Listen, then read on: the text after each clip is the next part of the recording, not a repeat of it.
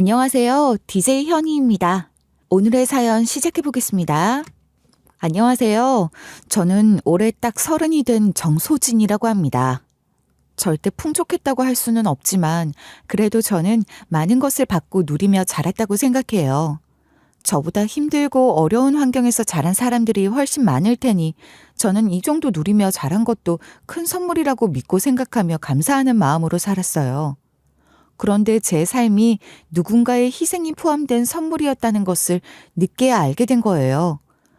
너덜너덜해졌을지도 모를 제 삶을 촘촘하게 키워준 사람, 가늠할 수 없는 그 사랑의 크기를 깨닫게 됐던 날, 저는 주체할 수 없는 벅찬 감정에 빠졌고 태어나 처음으로 목 놓아 우는 경험을 했습니다. 오늘 제가 이렇게 제 이야기를 시작한 것은 바로 그 얘기를 하고 싶어서예요. 30이 되어서야 알게 된 진정한 그 사랑을 여러분과 나누고 싶거든요. 저는 태어나자마자 엄마를 잃은 아이였어요. 그런데 저를 이날까지 키워주신 분도 하나뿐인 어머니시랍니다. 네, 맞아요. 저는 홀어머니 아래 자랐는데요. 저를 낳아주신 친엄마가 아닌 새엄마 밑에서 자랐거든요. 친엄마는 저를 낳다가 돌아가셨다고 들었고 아버지도 일찍 돌아가셨으니 저는 친부모님 두 분에 대한 기억이 전혀 없어요. 아버지마저 돌아가신 상황에서 어린 저를 떠맡게 된 새엄마였던 거죠. 그냥 저를 보호시설 같은 곳에 보낼 수도 있었을 거예요. 그런다고 해도 그 누구도 새엄마를 비난할 수 없었을 겁니다. 당시 새엄마는 20대였으니 자기 인생을 살아야 하잖아요. 그리고 누가 또 비난하는 사람이 있으면 어때요? 그게 대수인가요? 남들이 뭐라 하는 게 무슨 소용이 있겠어요. 자기 인생이 제일 중요한 거죠. 안 그런가요? 그런데도 새엄마는 저를 버리지 않고 끝까지 책임지고 키워주신 분이세요. 어떻게 들릴지 모르겠지만 저는 낳아준 엄마를 한 번도 본 적도 없지만 그분에 대한 기억이 아주 많아요. 그 기억들은 모두 새엄마가 들려준 이야기들 덕분에 만들어진 기억이죠. 새엄마는 돌아가신 친엄마와의 절친했던 대학 동기셨거든요. 그러니 제가 자라는 동안 새엄마는 친엄마와의 추억이나 친엄마가 어떤 분이셨는지에 대해서 아주 많은 이야기들을 해주셨어요. 너 웃을 때 보면 꼭 네 엄마 같아. 웃을 때 입꼬리가 이렇게 예쁘게 올라가는 건 말이야. 너희 엄마는 왼쪽에 살짝 보조개가 들어갔었는데 그게 얼마나 예뻤는지 알아? 그랬구나. 나를 낳아주신 엄마는 보조개가 있었구나. 나는 보조개는 없잖아. 여기 이 사진을 좀 봐. 그래, 이 사진에 보조개가 좀 더 선명하게 보이네. 어때? 예쁘지? 정말이네? 이 사진 처음 보는 것도 아닌데 보조개가 있는 건 오늘 알았어.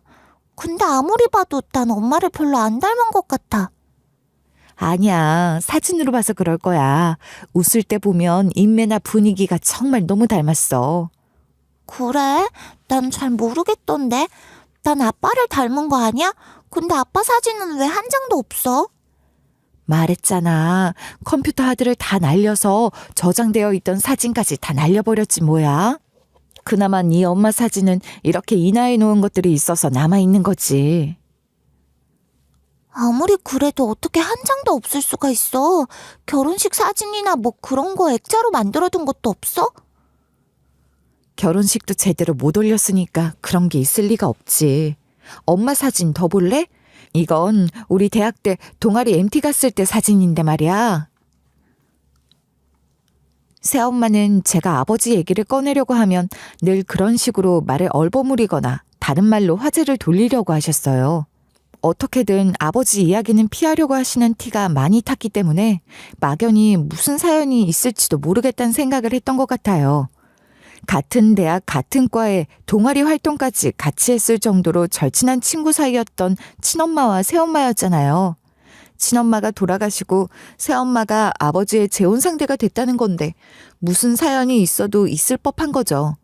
새엄마가 그 이야기를 하고 싶어 하지 않으시는 것 같았고 달리 물어볼 친척이 있는 것도 아니었으니 그냥 그런가 보다 할 수밖에 없었어요. 사실 제게도 그게 그렇게 중요한 일이라 여겨졌던 것도 아니었으니 굳이 꼬치꼬치 캐물으려고 하지 않았어요. 한 번은 제가 유치원에서 엄마 얼굴 그리기 같은 걸 해서 새엄마 얼굴을 그려와 그걸 보여드렸더니 새엄마는 무척이나 좋아하시며 그 그림을 냉장고에 붙여두기까지 하셨어요. 세상에, 볼수록 잘 그렸다. 내가 이렇게 예쁘니? 예쁘게 그려줘서 고마워. 여기 붙여두고 계속 봐야겠어. 선생님도 잘 그렸다고 해주셨어. 그래서 자랑하는 거야. 그랬어? 우리 딸 최고네. 소진아, 근데 너 이리 와봐. 새엄마는 제 손을 이끌고 거실 탁자 앞에 앉히시더니 돌아가신 친엄마의 사진 한 장을 갖고 오시더라고요. 그 보조개가 쏙 들어가게 웃고 있는 사진 말이에요. 이건 친엄마 사진이잖아. 엄마 얼굴 그리기라고 했으니까 네 친엄마 얼굴도 그려보면 어때? 그래, 그려볼게. 엄마 얼굴 그릴 땐 머릿속에 떠올리면서 그렸는데 친엄마 얼굴은 사진 보며 그리니까 더 잘 그릴 수 있을지도 몰라. 그래, 여기 이렇게 사진을 놓고 그려봐. 사진 그리는 동안 엄마 얼굴을 더 찬찬히 볼 수도 있고 좋잖아? 사실 어린 마음에도 유치원에서 엄마 얼굴 그리기를 하라고 했을 때 친엄마 생각이 났던 것 같아요. 이미 돌아가신 지 오래고 저는 한 번도 뵌 적도 없지만, 아니, 저를 품에 한 번 안아보지도 못하고 돌아가신 분이지만 새엄마를 통해 일상으로 친엄마 이야기를 들으며 자랐으니 저는 어머니가 둘이라는 생각을 늘 할 수밖에 없었거든요. 그러니 그때도 친엄마 생각이 자연스레 났던 거죠. 그런 제 마음을 읽으신 건지 아니면 새엄마 혼자 마음에 친엄마에게 미안한 생각이 들어서 그러셨던 건지는 모르겠지만 그렇게 제게 친엄마 얼굴도 그려보라며 사진을 내어주시더라고요. 유치원 다니던 시절이었으니 제가 뭘 알았겠어요. 그렇지만 그 어린 마음에도 새엄마의 그런 모습이 참 따뜻하게 느껴졌던 기억이 있답니다. 공기에서 차가운 기운이 느껴지기 시작하면 저는 지금도 코코아 냄새가 제일 먼저 생각나요. 겨울이면 새엄마가 코코아를 정말 자주 타주셨거든요. 학원 마치고 집에 들어가면 제가 들어오는 시간에 맞춰 코코아를 따뜻하게 만들어서 겉옷도 벗지 않은 제게 내놓아 주시곤 하셨어요. 자, 여기 네가 좋아하는 따뜻한 코코아. 오늘 진짜 춥지? 목도리를 더 꽁꽁 매고 오지 그랬어. 볼 빨개진 거 좀 봐. 학교에서 나올 때 그랬어야 하는데 주머니에서 손 빼기가 싫어서 목도리 다시 묶을 정신이 있어야지 뭐. 아, 코코아 냄새 진짜 좋다. 추울 때 마시면 더 맛있지? 불어서 마셔. 아직 뜨거우니까. 저는 겉옷을 그대로 입은 채 식탁에 앉아 머그컵을 두 손으로 감싸쥐었고 그 안에서 피어오르는 달콤한 냄새부터 한껏 즐겼죠. 새엄마가 타주시는 코코아는 시판 코코아 믹스를 그냥 우유나 물에 탄 게 아니었어요. 확실히 더 진하고 깊은 맛이 났거든요. 근데 이거 파는 거 아니지? 엄마가 직접 만드는 거야? 그걸 이제야 물어보는 거야? 이래봬도 엄청 정성 들어간 거야. 초코 파우더만 넣은 게 아니라 다크 초콜릿 다진 것도 넣고 오렌지 껍질도 넣고. 우와, 엄청 고급 코코아였네? 모르고 마셔서 미안. 더 감사하게 잘 마실게요. 사실 이거 네 엄마 레시피야. 네 엄마가 이렇게 만들어서 마시는 걸 좋아했거든. 난 맨날 얻어마시기만 했는데 어깨 너머로 본 게 있으니 그대로 만들어봤는데 맛있더라고. 정말? 그렇구나. 친엄마의 코코아였네. 엄마랑 친엄마는 공유하는 추억이 정말 많은 것 같아. 그럼 괜히 절친이라고 하겠어? 새엄마는 친엄마의 존재를 지우려 하지 않으셨고 도리어 그런 식으로 일부러 더 자주, 더 많이 드러내려고 하셨던 것 같아요. 친엄마의 자리를 대신하는 게 아니라 친엄마 몫의 자리를 늘 만들어주려고 하셨죠.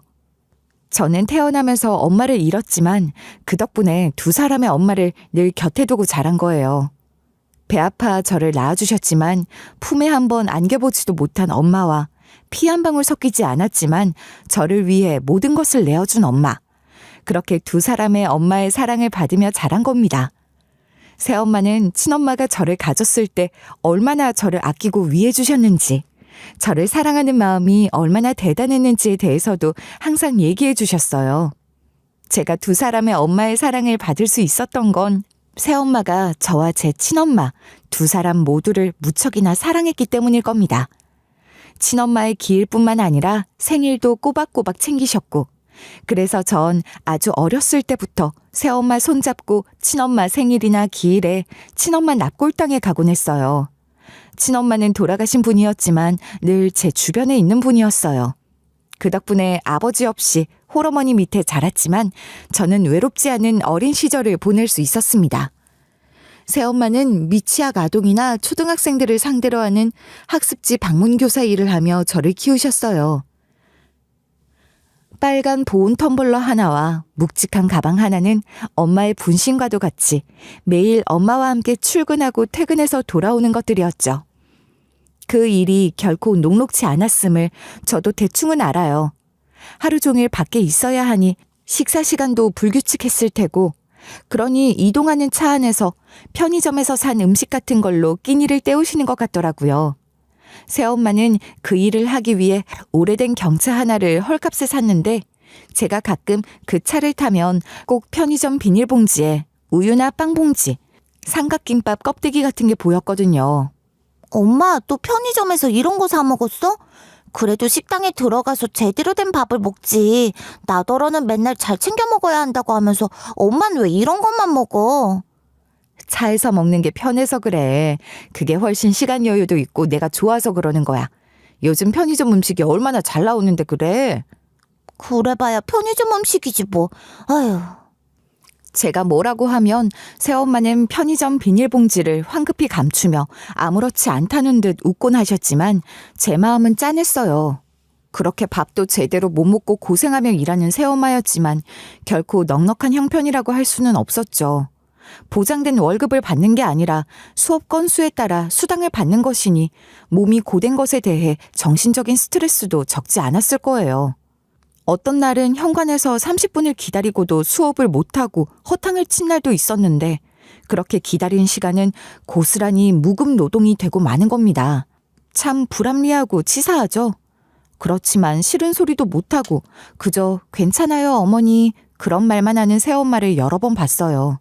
매달 신규 유입 회원이 있어야 하니 방문교사 일 외에도 아파트마다 다니며 전단지를 돌리는 일 같은 것도 해야 하는 것 같더라고요. 물론 무급으로 말이에요. 그러고도 신규 회원 모집이 시원치 않으면 그때부터 새엄마의 한숨이 깊어지는 거예요. 새엄마가 들고 다니는 수첩에는 가운데 접힌 선을 기준으로 한쪽에는 빨간색 동그라미, 또 한쪽에는 파란색 체크 표시가 가득했는데, 빨간색은 그만둔 집, 파란색은 유지되는 집이라고 했어요. 그걸 펼쳐놓고 한숨을 쉬기 시작하면 뭔가 잘 안 풀린다는 거죠. 뭐가 잘 안 됐어? 학생이 빠져나간 거야? 아니야, 넌 그런 거 몰라도 돼. 내가 알아도 도움은 안 되겠지만 그래도 속상한 거 하소연이라도 들어줄게. 그런 거라도 하면 좀 낫잖아. 글쎄, 넌 그런 거 하나도 몰라도 되니까 네 공부나 열심히 해. 지난번에 현관 앞에 30분씩 세워두고 그랬던 집이나 좀 그만두지.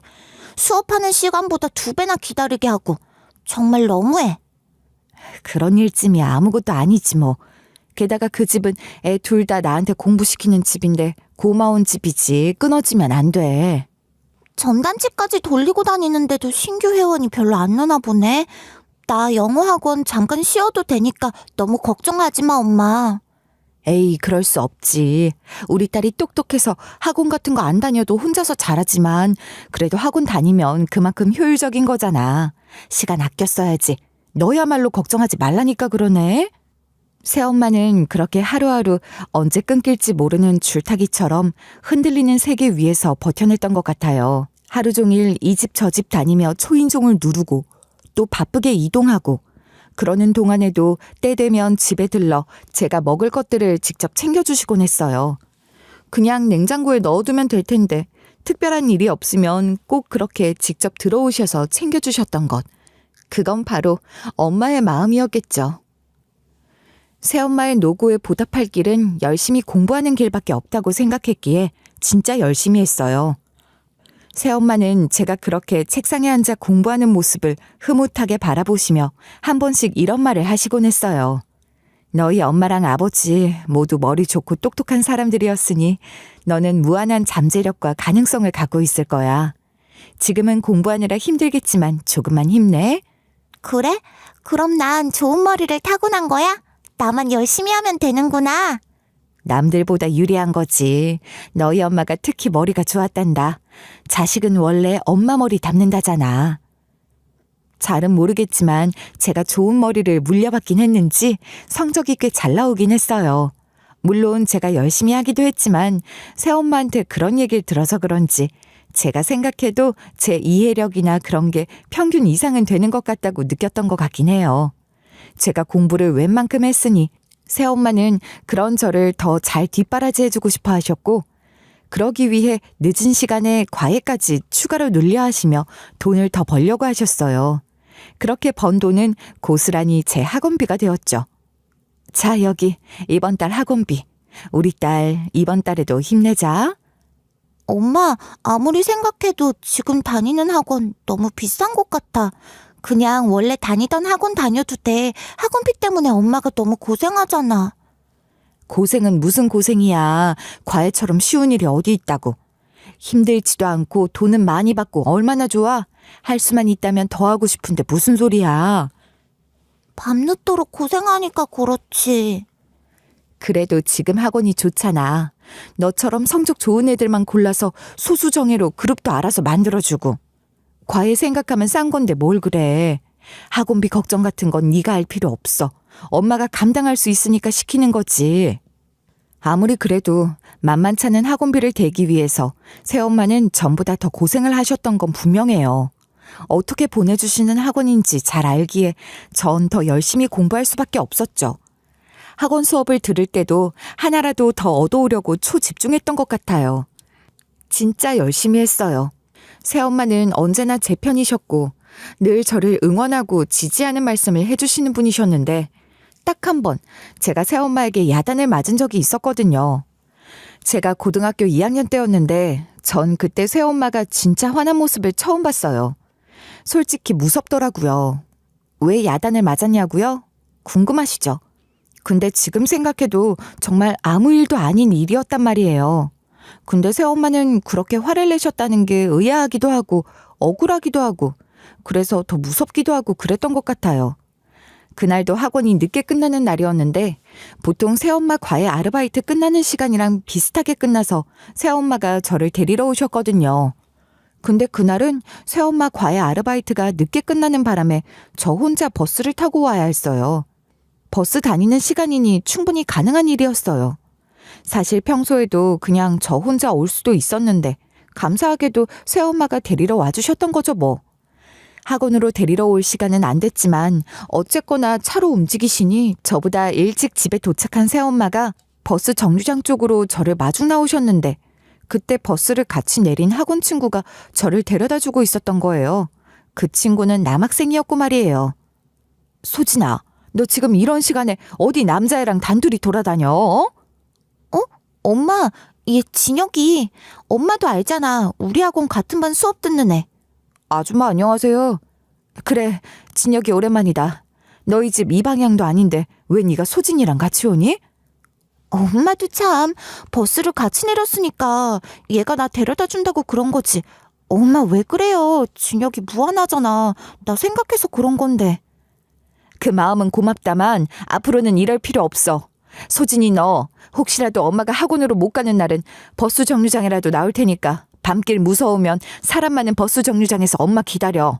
괜히 남학생이랑 붙어 다니지 말고. 알았어? 아니, 제가 그 친구랑 손을 잡고 있길 했겠어요? 팔짱을 끼고 있길 했겠어요? 멀찍이 서서 같이 걸었던 것뿐인데 그렇게 화를 내시는 거예요. 말끝마다 남자애랑 붙어 다닌다 하시면서 말이에요. 그러니 제가 안 억울했겠냐고요. 그 친구도 그렇죠.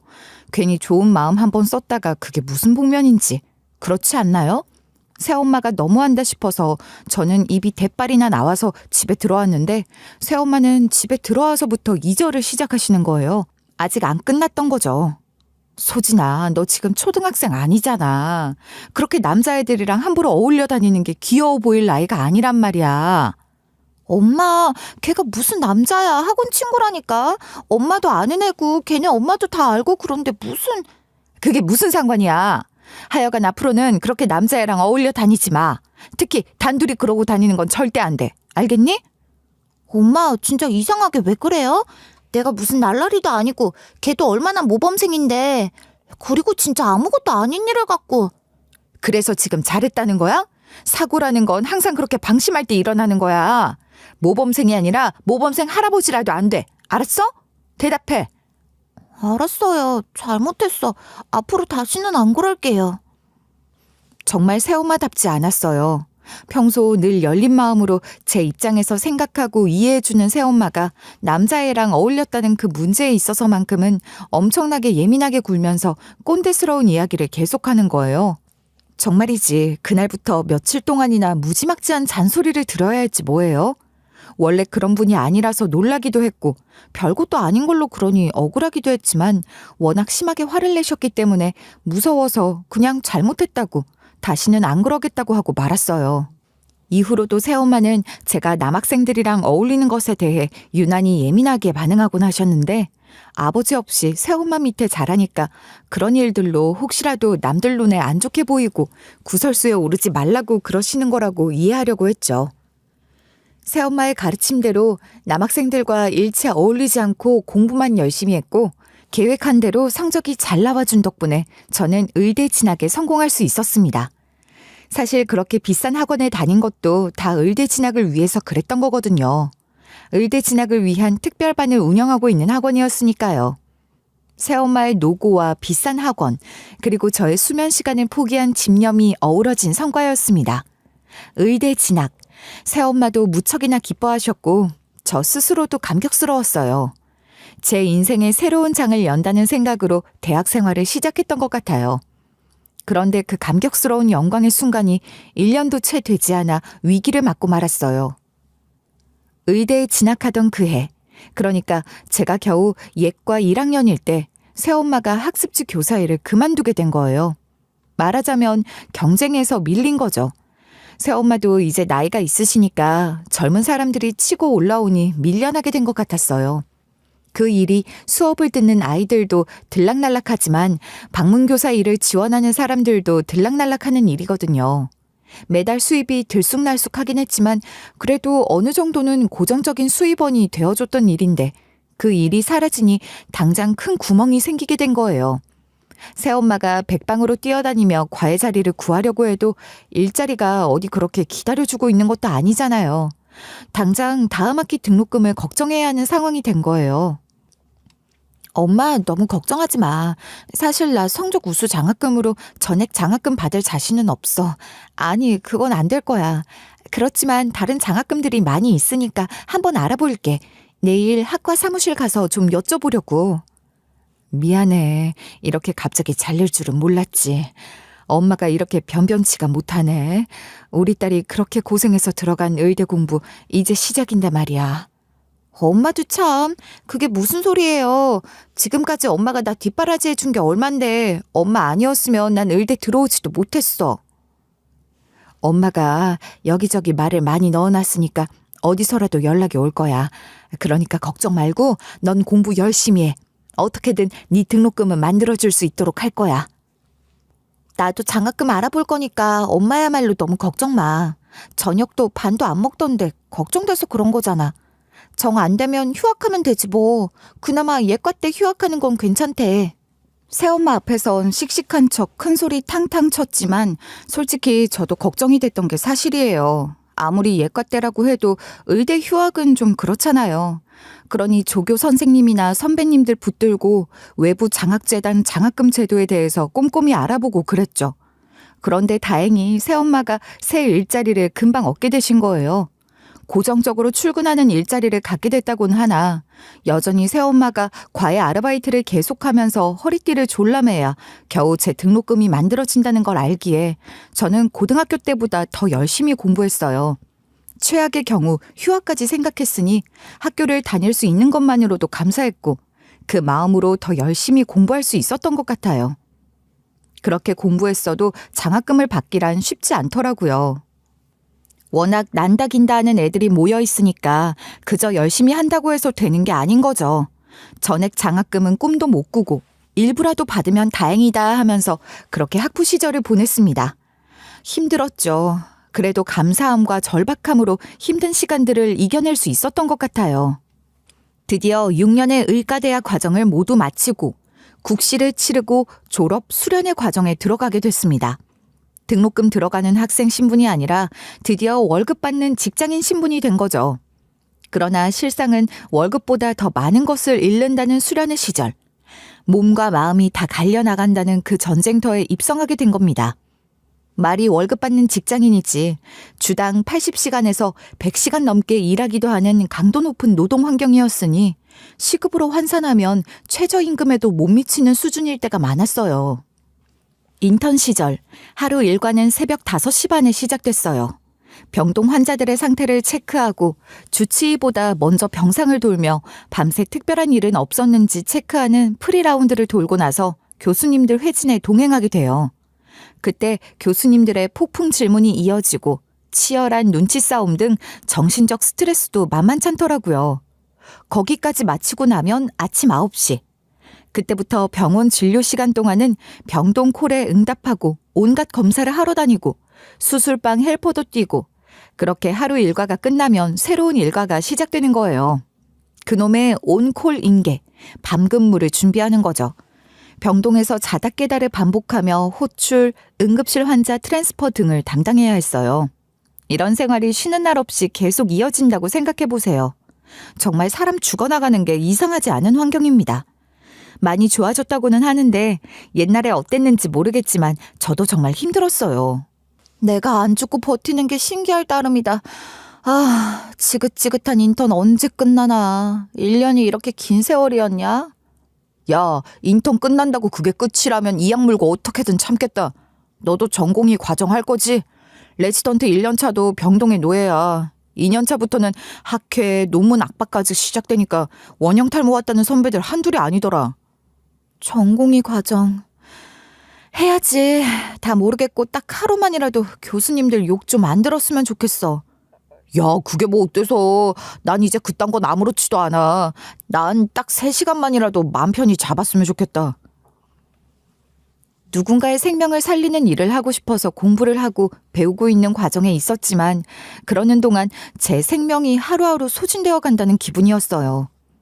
레지던트 3, 4년 차쯤 되어서야 겨우 숨통이 좀 트이기 시작했던 것 같네요.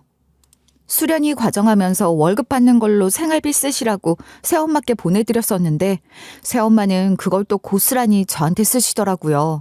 집에 잘 가지도 못하는데 이것저것 몸에 좋다는 것들을 참 많이도 챙겨주셨어요. 엄마, 이게 다 뭐예요? 세상에 무슨 보약까지. 이거 병원에 가져가서 꼬박꼬박 챙겨 먹어. 잘 먹어야 버티지. 그렇게 힘들어서 어떡하니? 엄마, 나 이거 못 가져가요. 선배 하나가 어찌나 깐깐하게 구는지. 아휴, 이거 보면 난리 날걸. 양이가 한약 먹냐 어쩌냐 하면서 물고 늘어질 게 뻔해. 그런 거야? 그럼 이거 장어즙은 괜찮지 않아? 이거라도 가져가. 이것도 똑같아요. 괜히 책 잡히면 나만 더 고달파지지 뭐. 두고 엄마 드세요.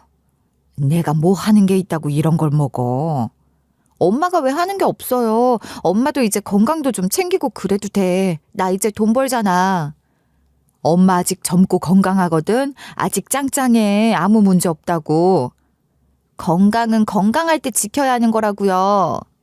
무슨 걱정이야. 내 딸이 의사인데. 그럼 의사 딸 말 좀 듣지? 제가 생활비 하시라고 드리는 돈은 물론이고 엄마가 버는 돈까지 돈이란 돈은 생기는 족족 저한테 쓰시는 것 같아서 그게 너무 감사하면서도 죄송하고 그랬어요. 그렇게 수련의 과정을 모두 마치고 드디어 전문의라는 이름을 얻게 됐습니다. 물론 전문의가 됐다고 해서 그것이 바로 안정과 여유로운 삶으로 이어지는 건 절대 아니죠.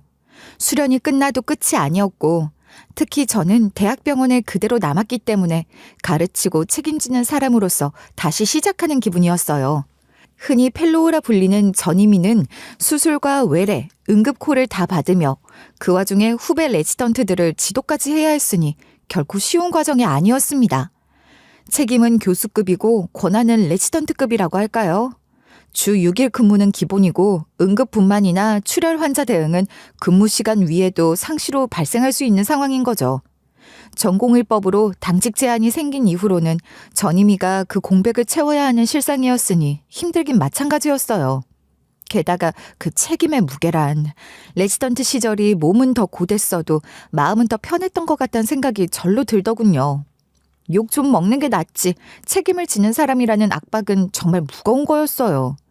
그래도 후배들 이끄는 어엿한 전임의가 됐다는 생각, 굳이 대학병원에 남아 고위험 케이스 등 경험을 쌓기로 한 결심 등을 되새기며 자부심을 가지려고 했죠.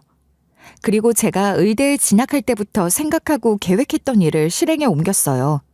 의대 합격을 확정짓던 날 밤에 결심했었거든요. 전문의가 되고 나면 첫 1년 동안의 월급은 그대로 모아서 그동안 공부시켜주신 새엄마께 드리며 감사의 마음을 전하겠다고 말이에요. 그 계획을 실천하기 위해 진짜 1년 꼬박 월급을 고스란히 모았어요.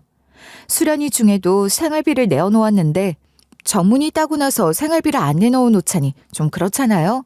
그래서 새엄마께는 적금을 들었다고 말씀드렸어요. 그게 사실이기도 했으니까요. 그렇게 1년짜리 적금이 만기됐을 때 그 통장을 그대로 새엄마께 드렸답니다. 세상에 이게 뭐야? 너 적금 들었다던 거구나. 근데 이걸 왜 날 줘? 엄마 드리려고 생활비도 안 빼놓고 월급 몽땅 다 적금 들었던 거예요. 뭐? 이걸 나한테 준단 거야? 이걸 다? 그동안 나 공부시켜주신다고 엄마 고생 많이 하셨잖아요. 이걸로도 아직 턱없이 부족한 거 알지만 첫 해 월급은 꼭 이렇게 다 모아서 드리고 싶었어요. 어떻게 이런 생각을 다 한 거야? 엄마는 생각도 못했어. 뭐라고 해야 할지 정말.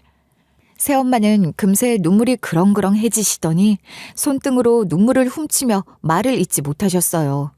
진심으로 좋아하시는 것 같아서 내심 뿌듯했죠.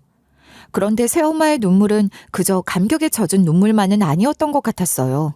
뭔가 하실 말씀이 있으신 듯 보이기도 했고 어딘지 모르게 불편한 기색이 보이기도 했었거든요. 엄마 왜 그래요? 무슨 일 있어요? 뭐 하실 말씀이라도 있는 거예요?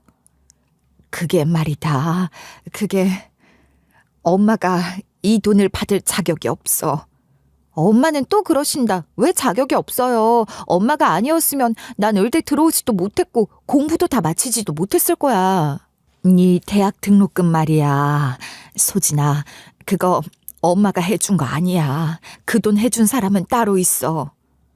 그게 무슨 말이야? 누가 내 등록금을 내줬다는 거예요? 우리한테 그럴 사람이 누가 있어서.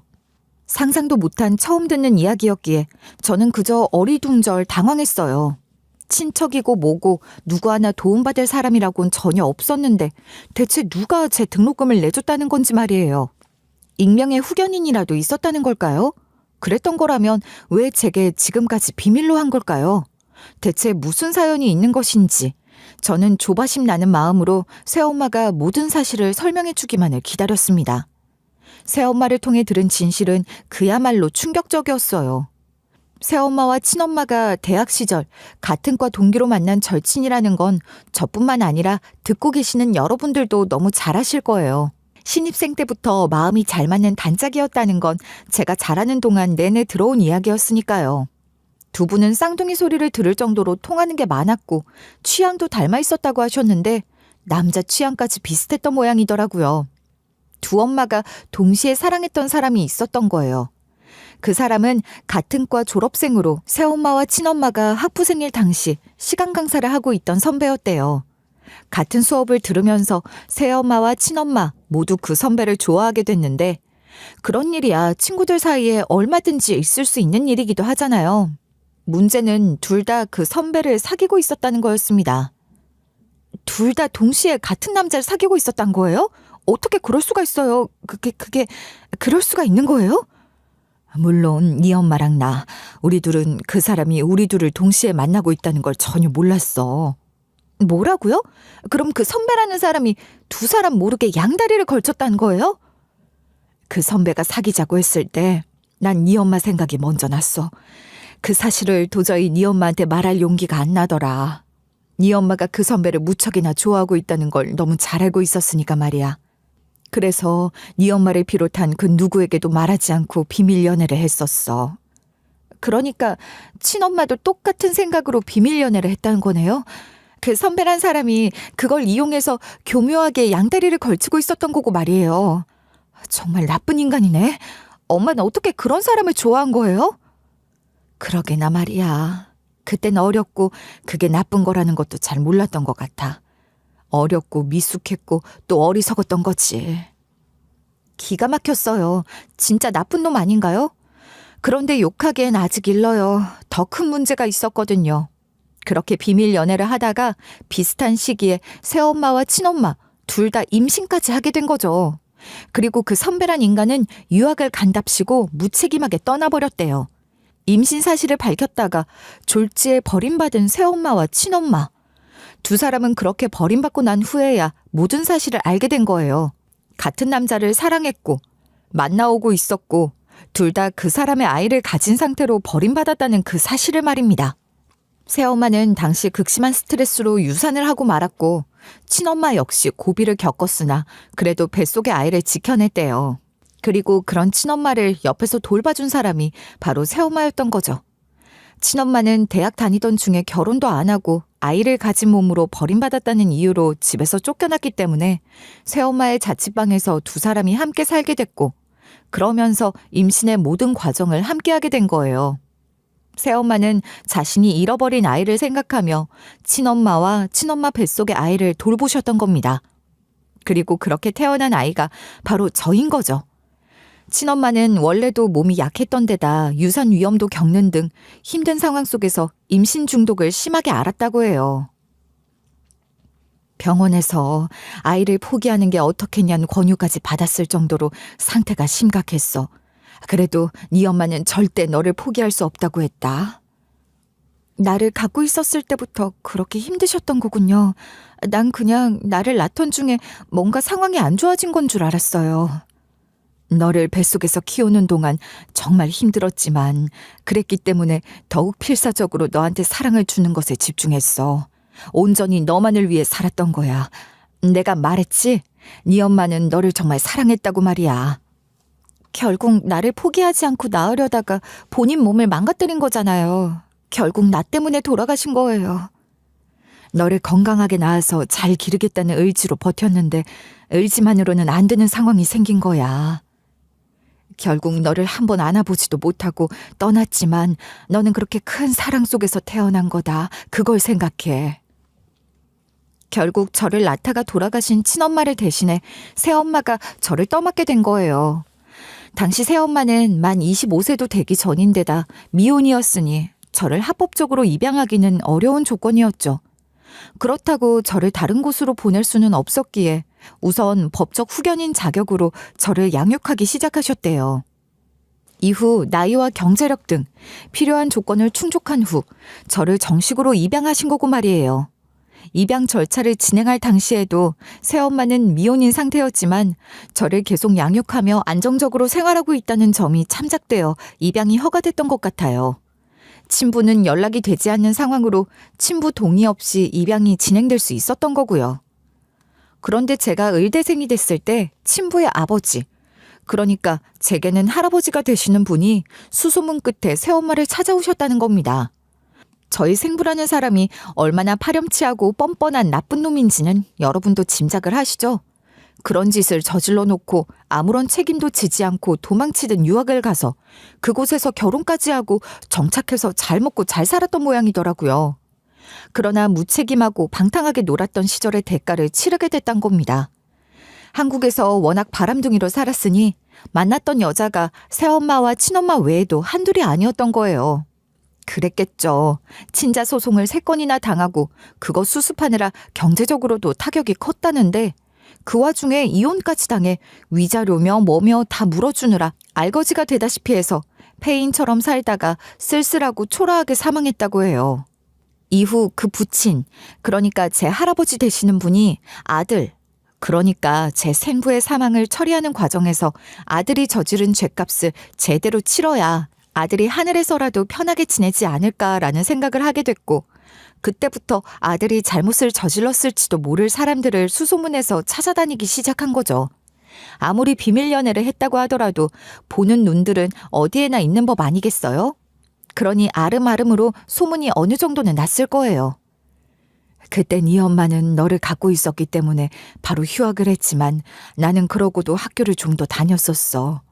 그러다 네 엄마가 그렇게 되고 너를 내가 키우게 되면서 자퇴를 했었지. 그러니 그것을 두고도 어느 정도 소문이 돌았던 것 같아. 아무리 비밀 연애라고 해도 소문이 전혀 안 날 수는 없는 거죠. 다들 쉬쉬하면서 모르는 척 해주는 게 비밀 연애라는 건데. 그러니 그 선배 부친이 학교 사람들을 통해 나와 네 엄마 얘기를 듣고 물어물어 나를 찾아오셨더라. 아들 잘못을 속죄하는 심정으로 아들의 지난 행적을 추적해 아들이 더 저지른 죄가 있다면 수습하려고 하셨던 것 같아요. 그렇게라도 아들 죄를 덜어줘야 아들이 저 세상에서도 벌을 덜 받을 것 같았다는 거죠. 뒤늦게 아들이 저지른 죄를 수습할 수 있는 방법이 뭐가 있겠어요. 결국은 경제적인 보상이잖아요. 그렇게 해서 제 존재를 알게 된 그분, 제 할아버지 되시는 그분께서 저를 후원하겠다고 나서신 겁니다. 그분, 내 할아버지가 되시는 그분 말이에요. 나를 보고 싶다고 하시진 않으셨어요? 그분은 은퇴한 교수셔. 명예가 생명인 분이시지. 그러니 네 앞에 직접 나서시는 건 아무래도 부담이 되셨을 거야. 생부는 비겁한 겁쟁이였는데 할아버지는 명망 높은 겁쟁이인 건가? 소진아, 너무 그렇게 생각하지 마. 그분도 얼마나 네 앞에 나서고 싶으셨겠니? 네가 의대생이라는 걸 알고 무척이나 뿌듯해하셨고 네 사진도 몇 장이나 가져가셨어. 이제 와서 새삼 알지도 못하는 생분이 할아버지니 그런 관계에 마음이 동요하진 않아요. 그게 나랑 무슨 상관이라고.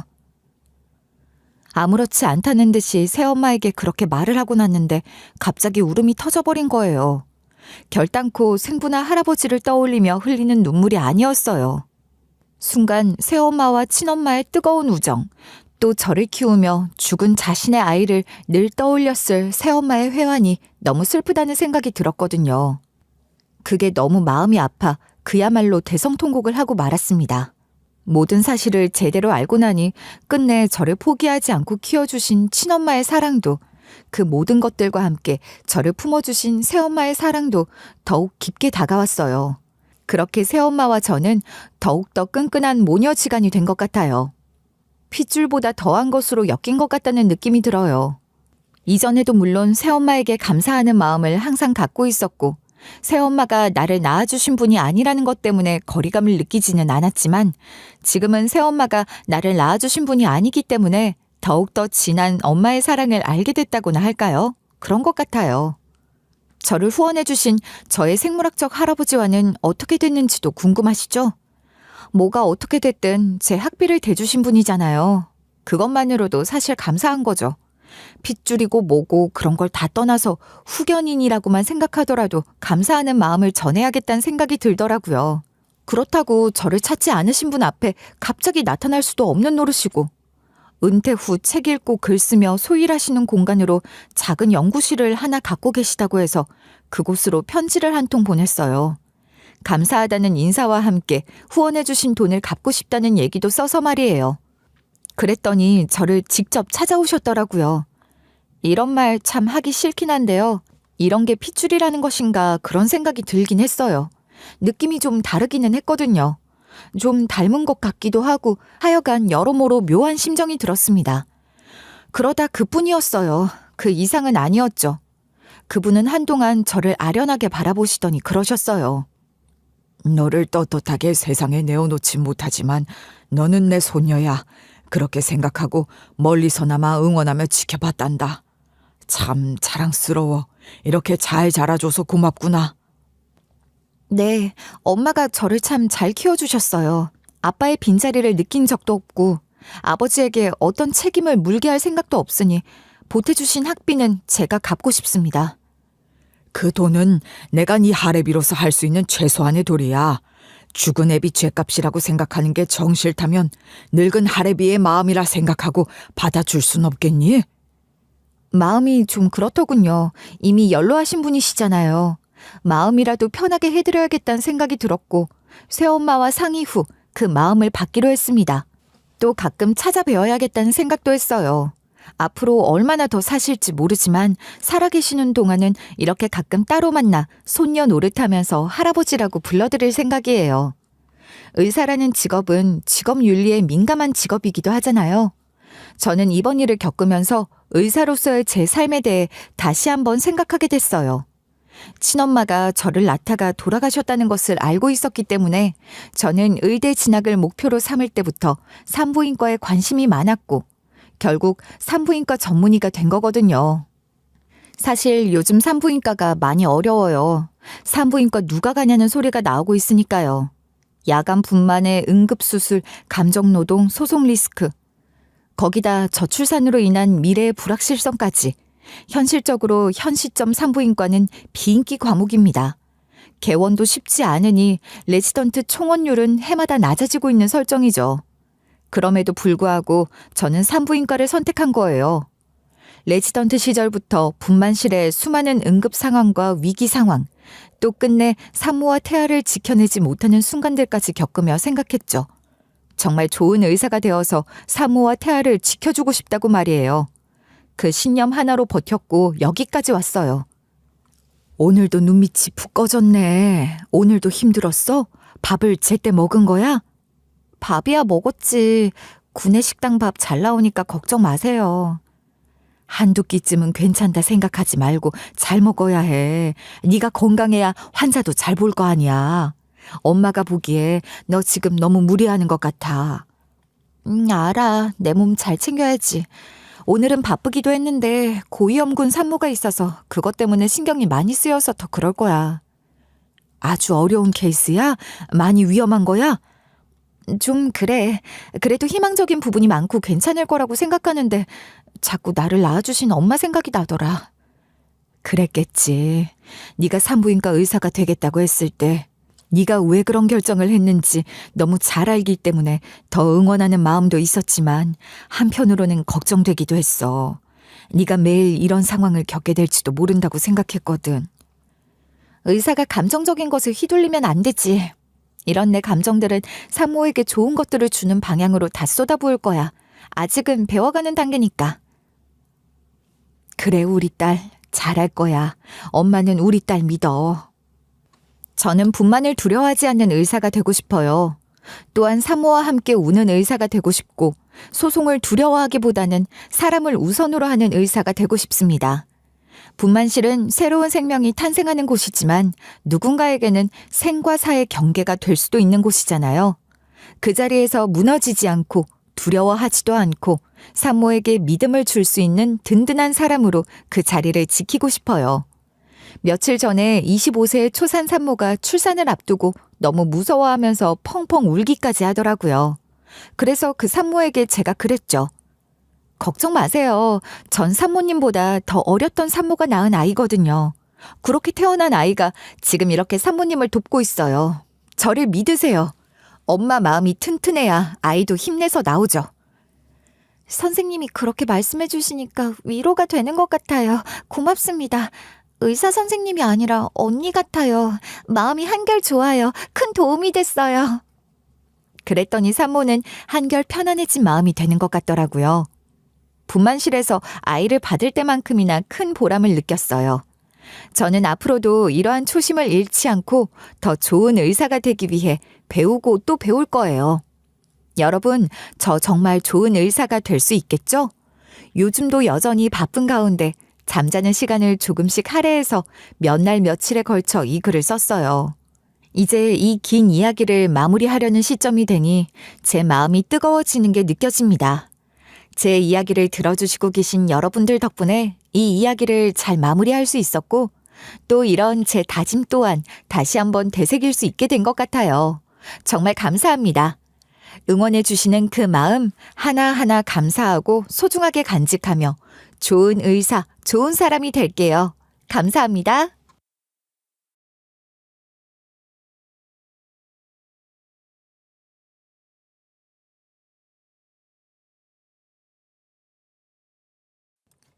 안녕하세요. DJ 현희입니다. 오늘의 사연 시작해 보겠습니다. 안녕하세요. 저는 경기도에 사는 30대 중반 곽현준이라고 해요. 저는 어린 시절 평온한 삶을 살다가 10대에 들어서면서 정말이지 감당하기 어려운 일을 겪게 되었어요. 20대에 들어서면서 좀 살만하다 싶어서 내 인생에 그때보다 더한 일은 앞으로 일어나지 않겠구나 생각했는데 이게 무슨 일인가요? 10대 때보다 더한 일이 30대 제 눈앞에 펼쳐졌답니다. 그 어이없고 충격적인 일들이 터지고 나서 제가 어떻게 그 일을 다 감당해야 할까 난감했었어요. 제가 30대에 들어서 당한 분노와 배신 등 모든 감정들을 담아보려고 이렇게 펜을 들게 되었어요. 부족한 글솜씨이지만 최선을 다해 당시의 상황과 제 감정을 녹여냈으니 끝까지 들어주세요. 저에게는 그 누구에게도 얘기하지 못한 복잡한 가정사가 있어요. 그 얘기부터 시작을 해볼게요. 저희 가족은 지방 소도시에서 아빠, 엄마, 누나와 나 이렇게 네 식구가 살았어요. 아빠는 우체부셨어요. 지금도 집집마다 우편물을 배달해주는 우체부가 있지만 예전에는 통신수단으로 우편물이 많았기 때문에 우체부들이 지금보다 훨씬 많았죠. 우체국 우체부는 공무원이죠. 우체국 제복을 입고 출근하는 아빠의 모습이 저는 참 자랑스러웠어요. 그런 어느 날 성실히 살던 저희 아빠가 동창 꼬임에 넘어가 버린 거예요. 공무원에서 언제 돈 벌 거야? 너 같은 놈이 자전거 타고 다니면서 집집마다 편지 배달할 줄이야 누가 알았겠냐? 너 학교 다닐 때 공부도 곧잘 했잖아. 이렇게 말한 동창은 아빠와 그리 친한 친구는 아니었어요. 서울에서 사업을 하던 친구인데 갑자기 고향에 내려와서는 고향 운운하며 동창 운운하며 그리고 서울에 있는 자신의 사업체가 어쨌다는 둥 자신을 성공한 사업가로 소개하며 떠벌리고 다녔죠. 아빠의 동창이라는 이 사람은 초등학교, 중학교, 고등학교를 아빠와 함께 다니고 이후 아빠는 지방 소재대학에 진학을 하고 이 친구는 서울로 떠났었다죠. 근 15년 만에 고향 땅을 밟은 이 친구는 자신을 엄청난 사업가로 소개하면서 여러 선후배는 물론 동창들을 들쑤시고 다녔고 여러 명에게 미끼를 던진 거였죠. 내가 우리 고향에 벽돌 공장을 만들 거야. 오래전부터 자연 친화적인 황토 벽돌을 구상했지. 우리 고향 땅 황토 알아주잖니. 내 사업이 아무리 많아도 이건 꼭 내가 올해 안에 마무리한다. 지금 저쪽으로 터 잡는 곳 알지? 부지 선정은 끝났고 올해 안으로 투자금만 마련하면 절반은 끝난 거야. 그러면서 저희 아빠에게 투자를 하라고 권유를 했죠. 그럼 사장 자리를 내주겠다고요. 그때가 하필 아빠가 할아버지로부터 유산을 물려받은 직후였어요. 아빠는 우체부 일을 하기 때문에 농사를 지을 시간이 없어서 땅을 내놓은 상태였죠. 땅은 생각지 않게 잘 팔렸고 아빠는 여러 날 고민한 끝에 사장 자리를 준다는 조건으로 그 친구에게 투자를 한 거였어요. 그리고 한 달 뒤였어요. 모든 게 거짓말이란 게 들통이 났죠. 벽돌 공장이 지어진다는 부지는 알고 보니 다른 투자자가 시멘트 공장을 지을 부지였어요. 이 동창은 아빠의 눈과 귀를 막아버리고 동창은 할아버지의 땅을 판 돈은 물론 아빠에게 퇴직을 권유하고 우체국 퇴직금까지 모조리 들고 날라버린 거예요. 아빠는 우체국을 좀 더 다니다가 공장이 얼추 윤곽을 나타내면 퇴직을 하려고 했죠. 그런데 동창 말이 사장 될 사람이 건물 다 지어지고 난 뒤에 들어올 거야. 시작부터 함께하면서 일이 어떻게 돌아가는지 알아야지. 하면서 하루라도 빨리 다니던 우체국에 사표를 내도록 종용했죠. 순진한 아빠는 다 믿었어요. 그리고 우체국을 퇴직하고 받은 퇴직금까지 모조리 동창에게 주었죠. 그런 어느 날이었어요. 동창과 연락이 되지 않는 거예요. 다급해진 아빠는 동창이 준 명함에 적힌 서울 회사로 전화를 했는데 어느 가정집 전화번호더래요. 그리고 벽돌 공장이 짓고 있는 곳에 가봤더니 여기 시멘트 공장 들어오는데요. 아니에요. 제 친구가 여기 벽돌 공장 들어선다고 터 잡는 거라고 했어요. 이 양반도 당하셨구먼. 오전에도 그런 사람 여러 명이 왔다 갔어요. 누가 그랬다면서요? 여기 황토 벽돌 공장 들어온다고 투자하라고. 네네, 맞아요. 여기 벽돌 공장 황토로 만든 벽돌 공장이요. 아이고, 저는 잘 몰라요. 대답해주기도 징하네, 정말. 저한테 물어보지 마시고요. 경찰서에 가서 얘기해보세요. 아빠는 동창과 이곳에도 와봤더래요. 이 동창은 여기에 시멘트 공장이 지어진다는 것을 알고 순진한 고향 사람들에게 이곳에 벽돌 공장이 들어선다라고 속인 거죠. 아빠가 모든 사실을 알게 된 후로 한 닷새 정도가 지났을 거예요. 양갈래 머리를 닦고 교복을 입은 한 여학생이 우리 집을 찾아왔어요. 그러고는 편지 한 통을 내밀었어요. 그 편지는 바로 아빠에게 사기를 친 동창이 쓴 거였어요. 얘는 내 딸 김지인이다. 돈 빌려간 대신 내 딸 지인이 부려먹어. 여자애라서 쓸 데가 많을 거야. 공장에 보내든 술집에 보내든 네 하고 싶은 대로 해라. 하면서 아빠 동창은 저희 집을 쑥대밭으로 만들어 놓고 제 딸까지 저희 집에 보냈죠. 아빠가 사기를 당한 뒤로 저희 집은 하루도 편할 날이 없었는데 지인이란 여자애가 저희 집에 온 뒤로 저희 집은 더욱 파란만장해졌어요. 아침, 낮, 저녁으로 엄마 아빠의 부부싸움이 계속됐어요. 그러게 내가 몇 번을 말해. 잘 알아보고 하라고 했잖아. 사업은 아무나 해? 우체국도 그렇게 내가 그만두지 말랬잖아. 그러더니 이 상황에 저 아이까지 나더러 키우라고? 당신 정말 뻔뻔한 거 아니야? 그 사기꾼 자식이 사방팔방으로 내가 믿을 수 있게 작업을 해놨는데 내가 무슨 수로 잘 알아봐. 공장에 갔을 때 거기서 일하던 인부들이 그러더라. 벽돌 공장이 들어설 거라고. 그런데 그거 다 그 새끼 지 사람들 풀어서 짜고 친 거잖아. 그러니 내가 어떻게 그 사기꾼 자식을 이겨먹어. 다 믿었지. 자랑이다 자랑. 알았으니까 이제 알았으니까 동네 공장이라도 나가서 돈 벌어와. 우리 식구 굶어 죽게 생겼다고. 싫어. 자존심이 있지. 내가 어떻게 공장을 나가? 그럼 우리 식구 굶어 죽으라고? 어떡할 거야? 하면서 엄마는 눈물을 쏟아냈어요. 그러다가 아빠의 팔을 잡고 엉엉 더 소리내어 우셨어요. 아빠는 엄마의 그런 손을 뿌리쳤어요. 그러다 엄마가 뒤로 나자빠지셨는데 하필 모서리에 머리를 찌으셨죠. 그게 시작이었어요. 엄마는 더 화를 냈고 아빠의 목소리는 더욱 커졌어요. 매일 그렇게 다투다가 하루는 엄마가 지인 누나 손을 잡고 동네 식당을 데리고 갔어요. 네 아버지가 그랬지? 널 공장에 보내든 술집에 보내든 우리 마음대로 하라고. 너도 네 아버지 편지 봤지? 우린 잘못 없다. 네 아버지가 우리 돈 사기친 값이니까 그리 알고 일해. 도망갈 생각하지 말고. 원망을 하려거든 네 아버지 원망하고. 나는 잘못 없다. 그렇게 엄마는 지인 누나를 식당에 두고 집으로 왔죠. 그런데 그날 하필 아버지가 그 식당에서 술 한잔을 하다가 설거지를 하는 지인 누나를 봐버린 거예요. 아빠는 지인 누나와 눈이 마주치자마자 지인 누나의 손을 끄집고 집으로 데리고 와버렸어요. 그리고 엄마와 대판 싸움이 벌어졌죠.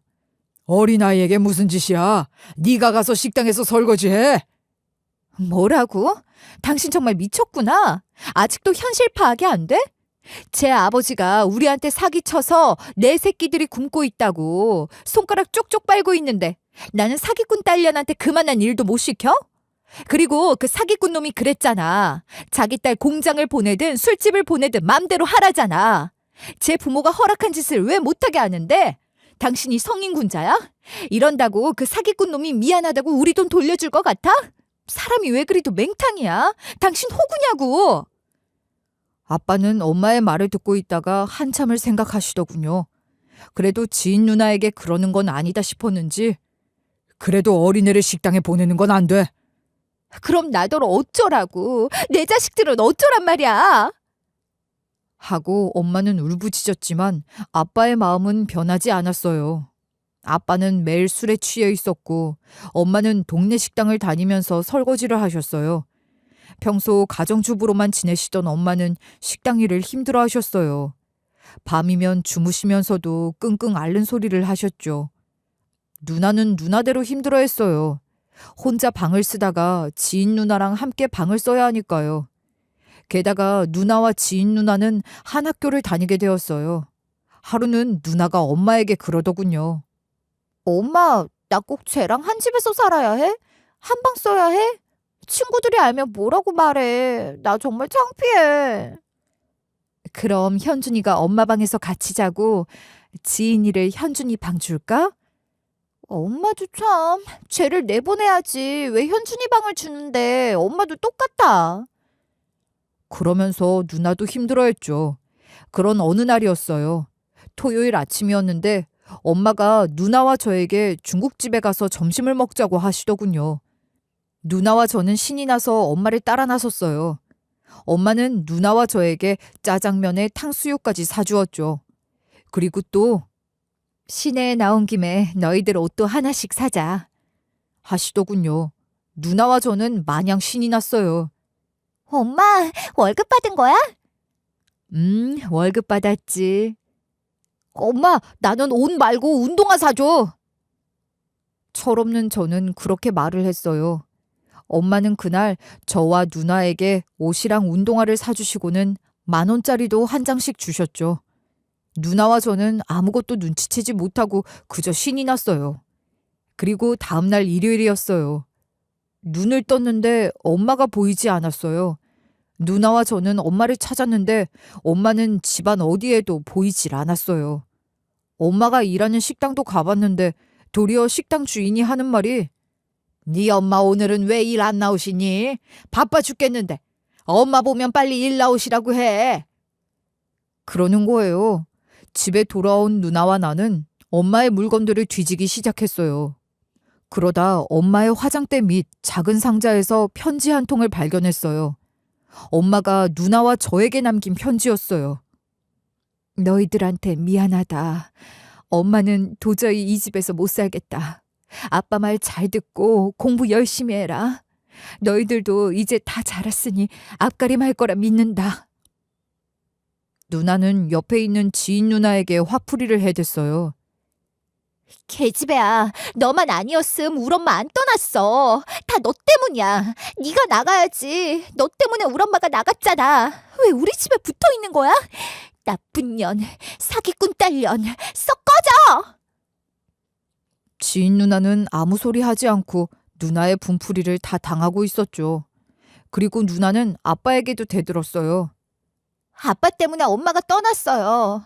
아빠, 제발 정신 좀 차리세요. 사기 당한 건 이제 잊어버리시고 사셔야 할 거 아니에요. 제발요, 좀. 이제라도 정신 차리시면 엄마 돌아올 수도 있잖아요. 그리고 전현 쫓아내라고요. 왜 전현이 우리 집에서 같이 살아야 하냐고요. 전현 안 쫓아내면 내가 나갈 거예요. 그런데 아빠는 누나를 달래는 게 아니라 도리어 누나를 더 화나게 했죠. 어린 년이 뭘 안다고 떠들어? 살기 싫으면 네 년이 이 집에서 나가.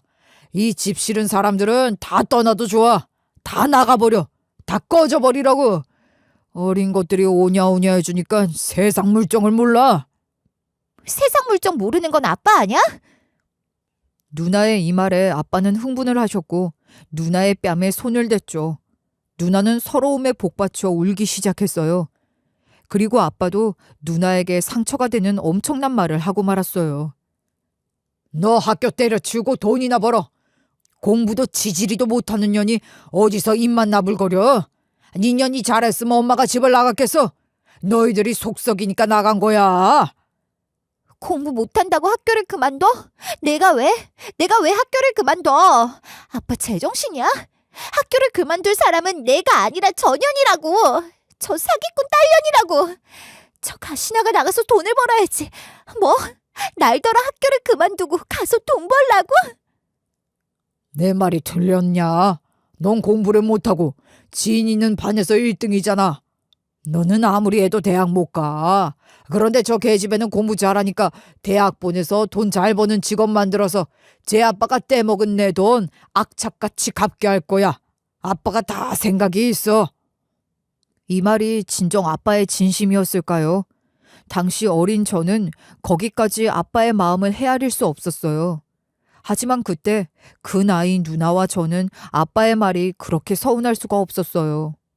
당시 누나와 지인 누나는 같은 학년이었고 지인 누나가 전학을 오자마자 전교 1등을 하는 바람에 누나는 엄청 자존심 상해했었죠.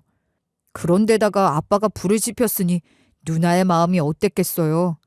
그날 밤 누나는 제가 잠들기 전까지 울었어요. 그리고 다음 날 제가 잠에서 깨어났을 때 누나의 모습은 보이지 않았어요. 누나 역시 엄마처럼 저에게 편지 한 장을 남기고 사라져버렸더군요. 현준아, 누나가 미안해. 하지만 누나는 이 집에서 더는 못 살겠다. 누나가 어디든 가서 자리 잡으면 연락할게. 저는 누나의 편지를 읽자마자 기차역으로 달려갔어요. 누나마저 없다면 저는 이 집에서 어떻게 살아야 하나요?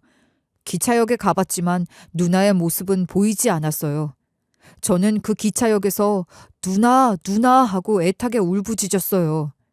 엄마도 없고 누나도 없고 나는 이제 어떻게 살란 말인지 눈앞이 캄캄했어요. 그때 제가 중학교 3학년 16살이었으니까요. 기차역에서 집으로 돌아오는 내내 저는 생각했어요. 누나도 없는 집에서 아버지와 살 수 있을까를요. 살아야 한다면 어떻게 살아야 할지 난감했어요. 아무리 생각해봐도 답이 보이질 않았어요. 그렇게 머릿속으로 여러 생각들을 하며 집에 도착했는데 제 눈앞에서 아빠가 돈 봉투를 꺼내 돈을 세고 계셨어요. 아버지는 기분이 좋아서 돈을 세며 싱글벙글 하셨어요. 네 엄마가 애지중지하는 재봉틀은 놓고 가서 얼마나 다행이냐. 재봉틀이 돈이 좀 되더라고. 재봉틀은 엄마가 아빠와 결혼할 때 가져온 혼수라고 했던 말을 제가 들었던 기억이 나더군요. 엄마가 그렇게 소중하게 생각했던 재봉틀을 팔아버린 아빠가 그 순간 제 눈에는 사람으로도 보이지 않더군요. 이러다가는 저도 누군가에게 팔아넘길 것 같은 생각이 들었어요. 아빠는 돈 봉투를 바지 주머니에 넣더니 안방으로 들어가서 한숨 주무셨어요. 그때 지인 누나는 부엌에서 밥을 하고 있었고요. 모르겠어요. 지금 생각해도 잘 모르겠어요. 왜 지인 누나와 함께 하려고 했는지를요. 저는 아빠가 더 깊이 잠에 빠져들기를 기다리고 있었어요. 그리고 저는 지인 누나에게 말했어요. 누나, 짐 싸 빨리. 우리 도망가는 거야. 내 말 무슨 뜻인 줄 알지? 지인 누나는 저에게 왜냐고 묻지 않고 그저 질문도 대답도 없이 고개만 끄덕였어요. 그러고는 방에 들어가서 소리 나지 않게 조심조심 짐을 챙겼어요. 저 역시 제 방에 들어가서 제 짐들을 챙겼어요. 그리고 저는 소리가 나지 않게 아빠 방으로 들어갔어요. 아빠가 엄마 재봉틀을 팔고 받은 돈 봉투를 아빠의 바지 주머니에서 꺼내기 시작했어요. 심장이 쿵쾅쿵쾅 뛰었어요. 제 숨소리가 들릴까봐, 돈 봉투에 바스락거리는 소리가 들릴까봐서 저는 아주 조심조심 돈 봉투를 꺼냈어요. 완벽한 성공이었어요. 저는 아주 조심히 아빠 방에서 나오는 것까지도 성공을 했어요. 그 길로 지인 누나와 저는 뒤도 돌아보지 않고 기차역으로 달렸어요. 서울역으로 가는 기차표를 끊었고 지인 누나와 저는 고향에서 도망쳐 나왔어요. 그날 기차 안에서 저는 지인 누나에게 펑펑 울면서 말했어요. 누나, 나는 우리 아버지 용서 안 할 거야. 절대로 우리 아버지처럼 등신처럼 사기당하고 가족들 힘들게 하면서 살지 않을 거야. 지인 누나는 당시 18살이었어요. 저보다 2살 많은 누나였죠. 지금 생각해도 지인 누나는 참 현명했어요. 지인 누나는 서울에 도착하자마자 식당에 취직을 하려고 돌아다녔어요. 저를 친동생으로 소개하고 당분간 동생과 같이 일을 할 테니 며칠만 재워달라고 부탁을 했죠. 여러 식당들을 돌아다니던 끝에 한 식당에서 저와 누나를 받아주었어요. 누나와 저는 열심히 식당에서 일을 했어요. 꾹 참고 3달 일한 월급에 엄마의 재봉틀을 판 그 돈과 합쳐서 월세방 하나를 얻을 수 있었어요. 지인 누나는 월세방을 얻자마자 저에게 그러더군요. 현준아, 너는 지금부터 일하지 말고 공부해. 고등학교 가자. 그리고 대학도 가야지. 돈 걱정은 하지 마. 누나가 벌게. 누나 혼자 벌어서도 충분해. 하는 거예요. 지인 누나의 마음에 저는 고마움을 느꼈고 눈물이 났어요. 그 후 지인 누나는 식당 일을 그만두고 4대 보험이 되는 공장을 다녔고 저는 고등학교를 다녔어요. 그렇게 저는 전문대학을 가게 되었고 지인 누나는 계속해서 공장을 다녔어요. 그러다 제가 군대를 갔는데 지인 누나가 그립더군요. 그때 처음 알았어요. 지인 누나를 제가 이성으로 사랑하고 있다는 것을요. 저는 부대에서 지인 누나에게 편지를 썼어요. 동생이 아닌 이성의 감정으로 좋아한다고요. 사귀자고요. 편지를 받은 지인 누나가 면회를 왔고 우리는 서로의 마음을 확인했죠. 제대 후 저는 공부를 해서 소방공무원이 되었고 지인 누나와 저는 결혼을 했죠. 지인 누나를 이제 아내로 부르게 되었어요. 아내와 저는 가지고 있는 돈을 다 끌어모아 저희는 아파트 전세를 구했어요. 아내는 공장을 다니다가 아이가 생기자 공장을 그만두었죠. 우리는 여전히 돈은 없었지만 서로에 대한 신뢰와 믿음이 컸고 연년생 두 아이를 낳고 더욱 행복했죠. 두 아이들이 어린이집을 다니면서부터는 아내는 아르바이트를 하면서 돈을 모으기 시작했어요. 그렇게 결혼 8년 차에 접어들 때였어요. 요즘 아내의 행동에 이상함이 자꾸 느껴졌어요. 제 눈치를 슬슬 보는 것 같고 전화를 하면 받질 않는 거예요. 한 번도 아니고 두세 번도 아니고 여러 차례 말이죠. 무엇보다도 이상했던 건 그날이었어요. 퇴근하고 집에 들어왔더니 아내가 많은 양의 음식을 준비하는 거예요. 갈비에 잡채에 솥에는 육개장이 팔팔 끓고 있는 거예요. 대체 이게 뭐지? 무슨 날인가? 선물 준비도 못했는데 내가 놓치고 있는 날이 있나? 싶더군요. 머리를 아무리 굴러봐도 이번 달엔 이렇게 음식을 많이 할 정도의 특별한 날이 없는 것 같았어요. 저는 의심 없이 물었어요. 내일 누구 생일이야? 아니, 생일 아니야. 그냥 우리 가족 먹으려고. 그러면서 말끝을 흐리더군요. 그런가 보다. 저는 별 생각 없이 아내가 거하게 차려주는 음식들을 맛있게 먹었죠. 그리고 다음 날이었어요. 퇴근하고 집에 왔는데 아내가 없는 거예요. 외출을 하면 어딜 간다 저에게 꼭 메시지를 남기는 사람인데 이상하더군요. 그래서 전화를 했죠. 당신 지금 어디야? 금방 들어와? 그랬더니 아내가 대답도 하지 않고 전화를 뚝 끊어버리는 거예요. 이런 일이 한 번도 없었는데 어찌나 기분이 상하던지요. 그러고는 아내에게서 문자 메시지 한 통이 왔더군요. 당신 알아서 저녁 챙겨 먹어. 내가 일이 좀 생겨서 말이야. 그런가 보다 생각하고 저는 냉장고 문을 열었어요. 어제 먹다 남은 갈비와 잡채 대충 차려 먹을 생각이었죠. 그런데 이게 무슨 일인가요? 갈비와 잡채는 고사하고 김치통에 김치도 없는 거예요. 황당 그 자체였어요. 냄비를 열었는데 육개장도 하나도 남아있지 않더군요. 순간 어제 들었던 의심이 다시 들기 시작했어요. 요즘 전화를 해도 잘 받지 않고 느닷없이 갈비에 잡채를 하질 않나. 머릿속에 오만 생각들이 오고 갔죠. 그러는 사이에 아내가 집에 들어왔어요. 당연히 저는 아내에게 물었죠. 당신 어디 다녀와? 제 생각대로 아내는 눈동자를 어디에 둘 줄 모르고 횡설수설하더니만 친구 좀 만나고 오느라고. 저는 아내의 말에 이어서 물었어요. 그럼 어제 그 많은 음식을 친구 가져다 준 거야? 제 질문에 또 아내가 횡설수설하면서 답을 하더군요. 어떻게 알았어? 친구가 우리 집 근처에 이사를 왔는데 음식을 잘 못하는 친구야. 그래서 좀 가져다 줬어. 당신 밥 먹으려고 냉장고 문 열었는데 반찬이 없어서 섭섭했구나. 하면서 평소 모습답지 않게 아내가 저에게 아양을 부리는 거예요. 저는 그게 더 기분이 상했어요. 그래서 버럭 짜증을 내버렸죠. 당신 지금 나랑 뭐 하자는 거야? 장난해? 내가 지금 반찬이 없다고 화내는 것 같아? 당신 요즘 행동이 이상해서 그러는 거잖아. 어딜 가는지 말도 하지 않고 느닷없이 잔치 음식들을 만들더니 음식 못하는 친구가 가까이 이사를 와서 음식을 줬다고 하질 않나. 그럼 그 어떤 친구에 대해서 말을 해봐. 평소 같았으면 어디서 만나서 친해진 친구이고 어디 살고 하면서 나한테 다 얘기했을 거잖아. 제 말에 당황스러웠는지 아내가 손을 벌벌 떠는 겁니다. 그러면서도 아무 말도 하지 못하고요. 저는 너무나 답답해서 말을 덧붙였어요. 말을 하라고 당신. 대체 요즘 왜 그러냐고. 어딜 그렇게 싸돌아다니는 거냐고. 그래도 아내는 자신이 요즘 왜 그러는지 저에게 해명을 하지 않더군요. 그러면서 도리어 저에게 한다는 말이 당신이 언제부터 나한테 관심 가졌다고 그래? 내가 저녁밥 차려 먹으라고 했더니 그것 때문에 짜증난 거야? 내가 꼭 밥상 차려줘야 해? 나는 당신한테 밥상 차리는 사람이야? 당신도 이젠 좀 밥도 차려 먹고 집안 청소도 좀 돕고 그러라고. 나도 이제 돈 벌러 다녀야 할 거 아니야. 적반하장도 유분수지. 아내가 화를 내는데 짜증이 팍 나는 거예요. 뭐라고?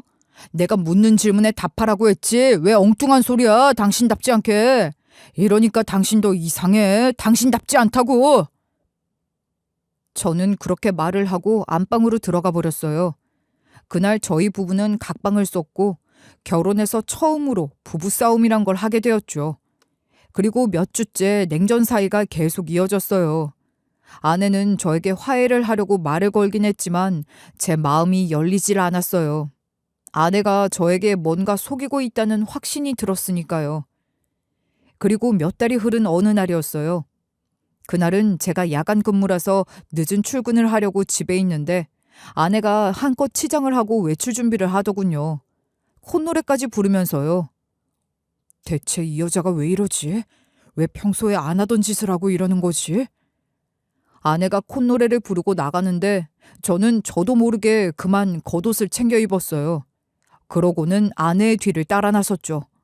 이런 제 모습이 한없이 우스웠지만 멈추질 못하겠더군요. 그런데 아내가 한껏 꾸미고서 코에서는 콧노래까지 부르면서 간 곳이 어딘 줄 아세요? 저는 엄청 당황을 하고 말았어요. 아내가 도착한 곳은 노인 요양보호사 학원인 거예요. 그 학원 문을 밀고 들어가는데 정신이 바짝 차려졌어요.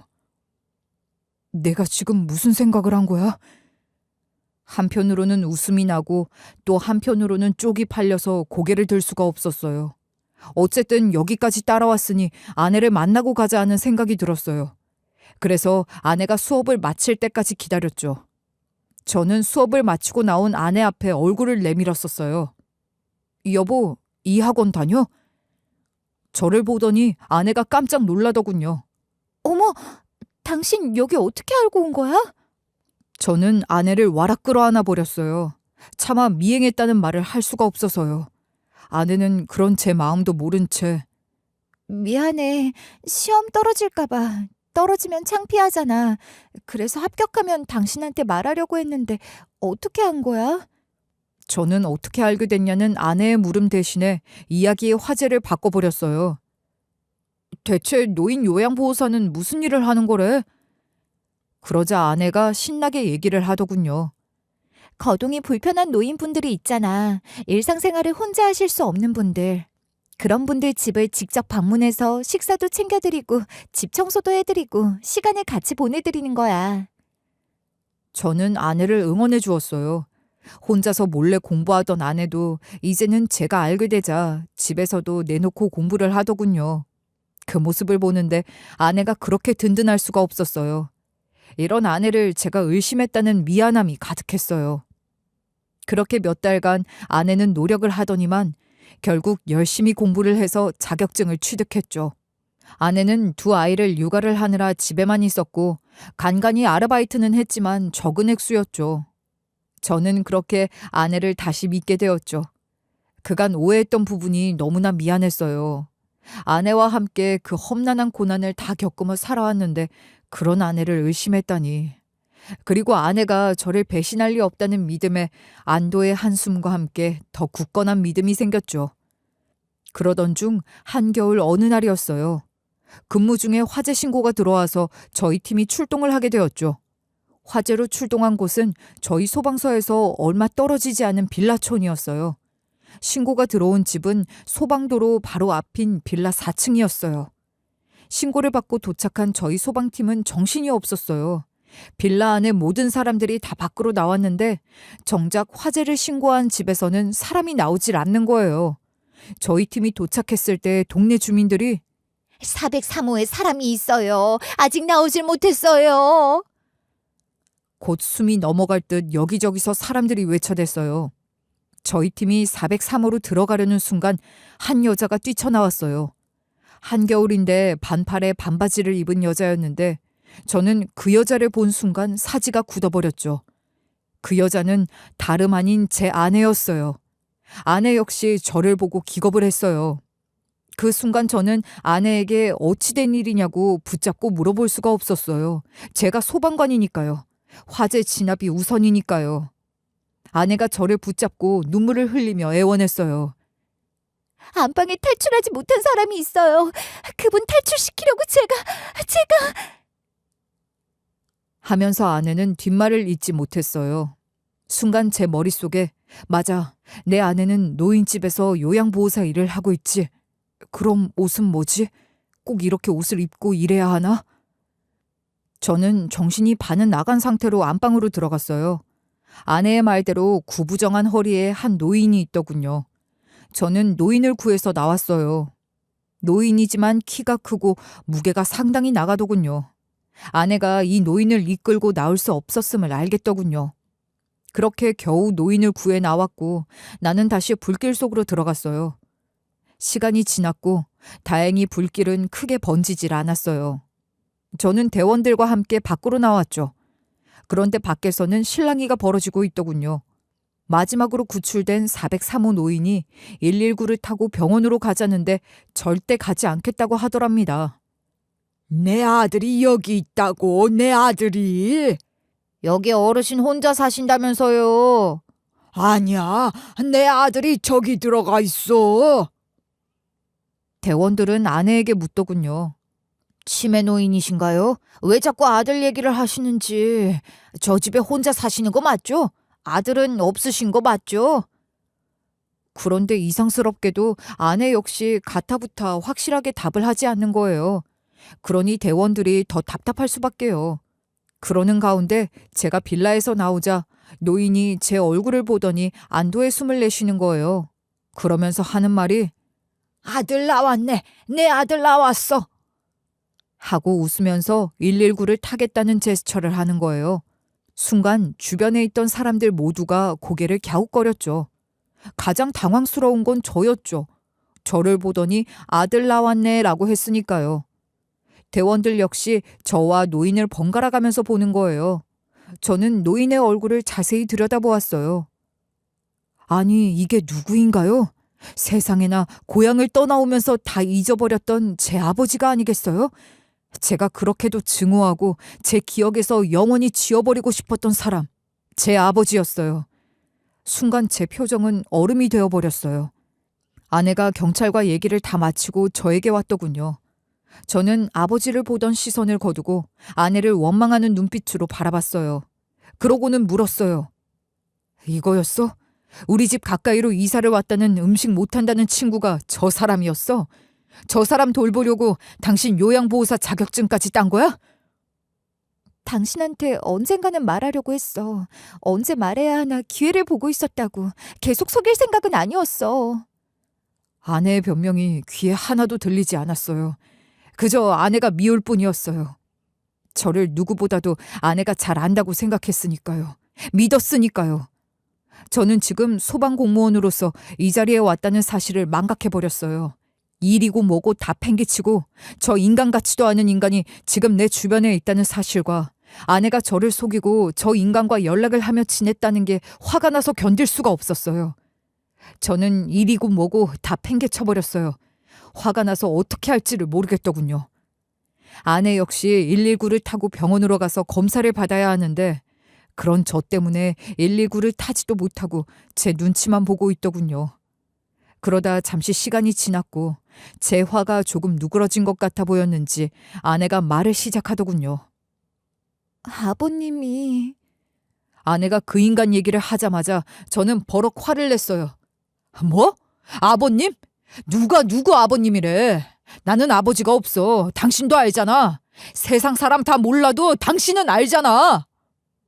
아내는 제 말에 고개를 푹 숙였어요. 그러고는 그럼 아버님이라고 하지 않고 그분이라고 할게. 그분이 암이시래. 폐암이란 걸 알고 당신을 찾아 나섰대. 당신한테 꼭 할 말이 있어서 그 말을 하고 죽어야겠더래. 당신 찾으려고 막연히 서울에 올라왔는데 어디서 어떻게 당신을 찾아야 할지 모르겠더래. 막막한 마음을 안고 서울에 왔고 고속버스 터미널 화장실을 갔는데 거기에 사람을 찾아준다는 광고가 있더래.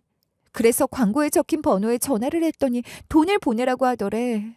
돈을 보냈더니 바로 당신이 일하는 곳과 살고 있는 집도 알려주더래. 여기 소방서에 다닌다고. 그 길로 여길 올라와서 소방서 주변을 얼쩡거리는데 정말로 당신이 있더래. 그런데 눈앞에 아들을 두고도 아는 척을 못하겠더래. 당신이 어떻게 나올지 뻔하니까. 본인이 지은 죄가 너무 크다는 걸 알기 때문에. 그래서 몇 날 며칠 당신 사무실 앞을 맴돌았대. 이 이야기를 듣는데 저는 눈물 한 방울도 나오질 않더군요. 저는 아내에게 물었어요. 그럼 당신이 그 인간을 어떻게 만나게 된 건데? 5달 전에 당신 숙직하던 날, 속옷 안 가져간 날 있지? 그날 내가 당신 사무실에 속옷 가져다 주러 가는데 웬 이상한 노인이 당신 사무실을 보고 있는 거야. 길 찾는 노인인 줄 알았어. 그래서 도와드리겠다고 말을 했더니 나를 보고는 다짜고짜 도망을 치는데 그분은 나를 알고 있었더라고. 그래서 이상해서 기억을 더듬어 봤더니 그분인 거야. 나도 당황했지. 아마도 당신보다 더 놀랬을걸? 그래서 그만 들고 있던 당신 네일랑 양말이 들어있는 가방을 바닥에 떨어뜨리고 말았어. 너무나 충격적이어서 움직이지 못하고 한동안 멍하니 서 있는데 그분이 다시 내 앞에 나타나더라. 그러면서 무릎을 꿇고 애원을 했어. 제발 얘기하지 마라. 내 아들한테 나 만났다고 얘기하지 마. 부탁이야. 그냥 멀리서 잘 사는 것만 보고 가려고 한 거야. 절대로 내 아들에게만은 말하지 말아라. 얘기를 해도 내가 얘기할 테니까. 그리고 너한테 미안하다. 제발 날 용서해다오. 하면서 도망을 치시더라고. 노인 걸음이 어디 멀리 가셨겠어? 내가 그분을 잡았어. 그리고 자초지종을 물었어. 그랬더니 그간의 사연을 얘기하시더라고. 그래서 그 인간이 암이어서 이제 와서 아프니까 병 건너해달라고 하디? 하, 끝까지 어이없게 하네. 왜 이렇게 뻔뻔해? 그래서 당신 찾아온 게 아니야. 그건 아니야. 절대 아니야. 그래서 그 늙은 노인의 돌보느라고 자꾸 안 하던 행동들을 한 거야? 왜? 나 모르게 그 인간 도와주니까 기분이 좋아? 그렇게 아버지와 아내는 서로를 알게 되고 연락을 주고받기 시작했다고 해요. 그러다 아내의 제안으로 아버지는 제가 일하는 소방서 근처 빌라촌에 집을 구해 이사를 오게 된 거라고 해요. 그 인간이 무슨 돈이 있어서 빌라를 구해? 혹시 네가 해준 거 아니야? 그건 아니야. 오해하지 말고 이제 집에 가서 얘기하자. 집에 들어가서 아내는 그간의 사연들을 저에게 더 얘기해 주었어요.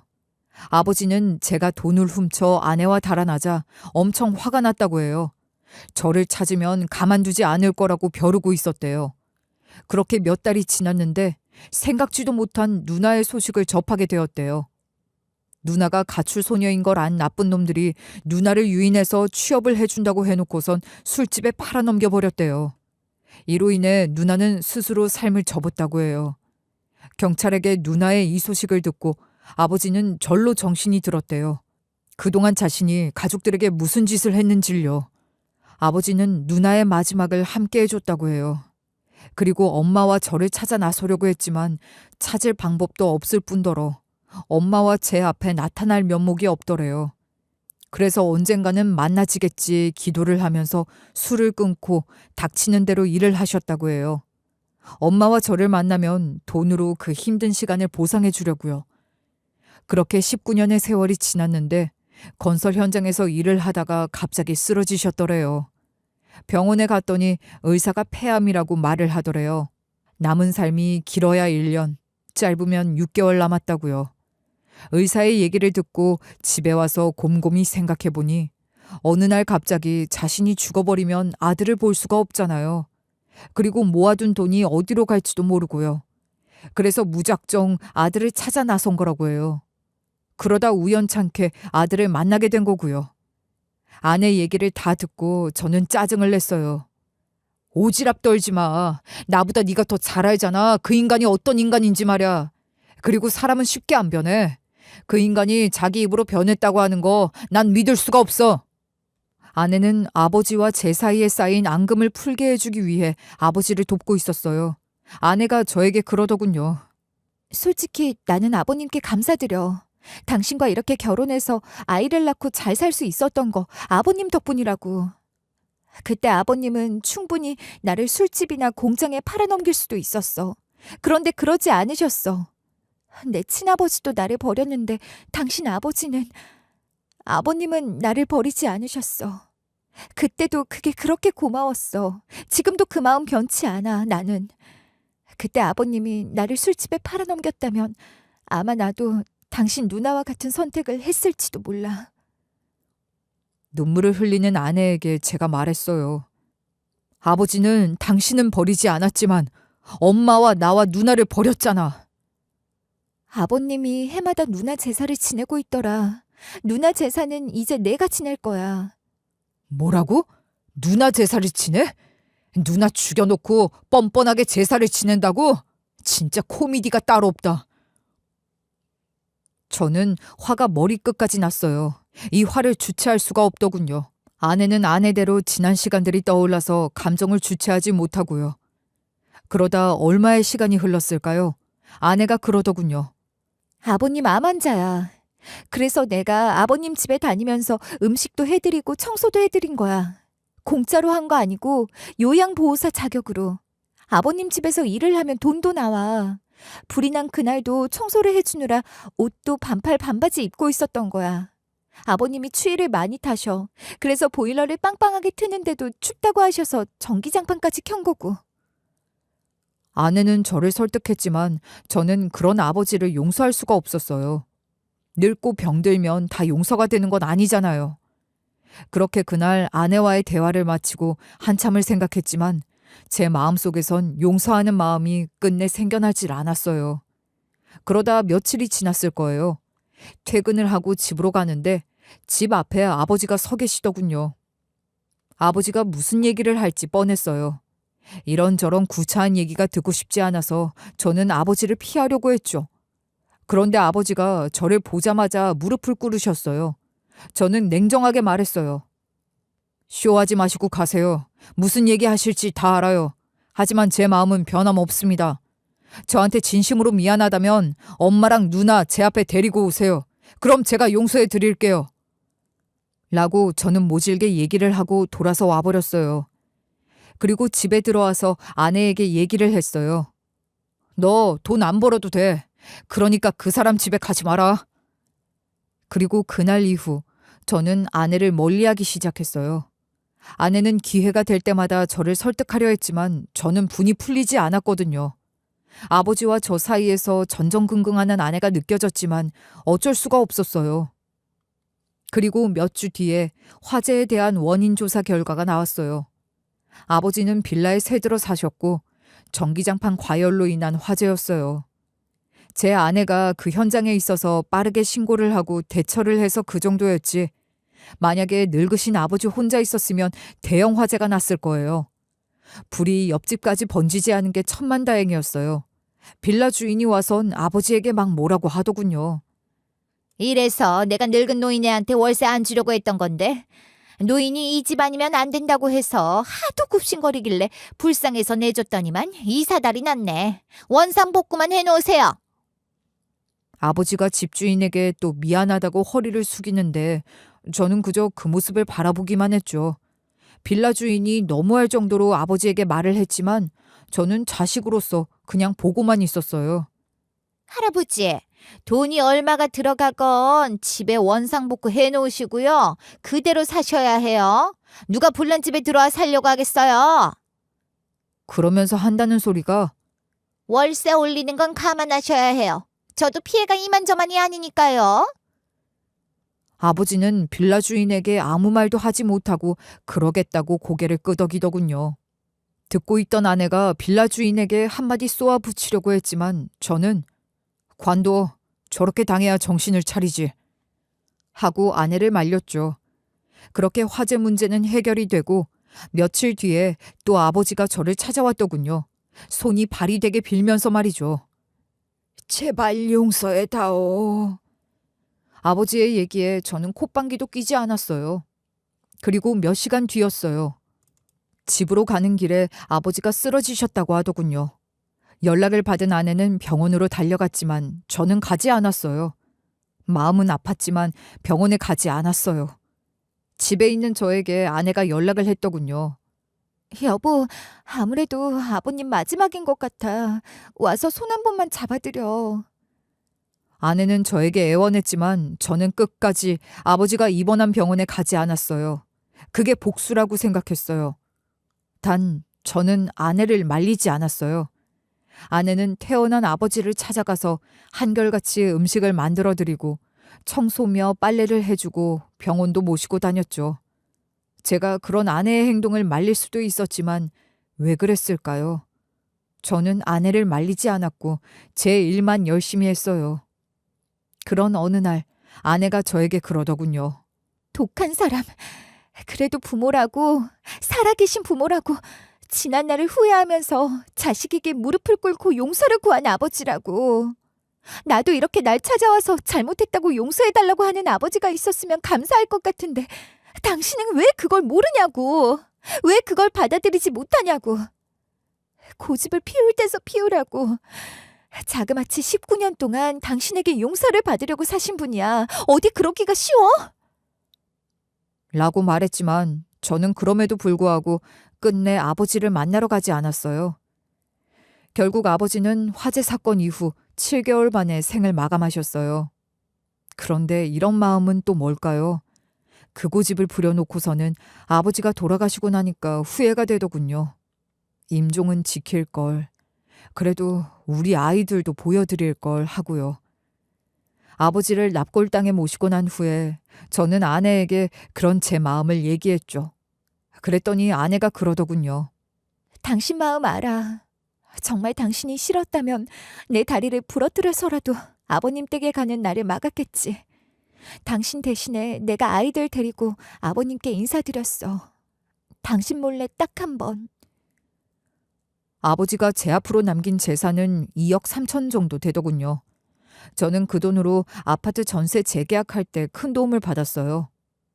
그리고 아버지가 살던 빌라를 정리하는데 아버지의 낡은 가방이 있더군요. 버리기 전에 무심코 가방을 열어보았더니 젊은 시절에 아빠와 엄마, 그리고 어린 누나와 제가 함께 찍은 낡은 가족 사진이 있더군요. 그리고 오래전에 제 앞으로 써놓은 편지 한 통이 있더군요. 사랑하는 내 아들 현준아, 아빠가 어리석어서 미안하다. 가족의 소중함을 모르고 아픈 내 마음만 생각했다. 다음에 내 아들로 다시 태어나 주렴. 그럼 이생에 못다한 아버지 노릇 제대로 해주마. 아버지를 용서해다오. 그리고 꼭 아버지와 아들로 다시 만나자.